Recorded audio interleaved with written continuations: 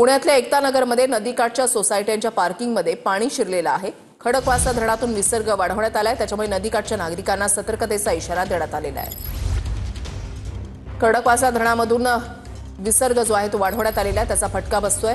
लक्ष्मण जाधव आमचे प्रतिनिधी या संदर्भातली अधिक माहिती देतील। लक्ष्मण,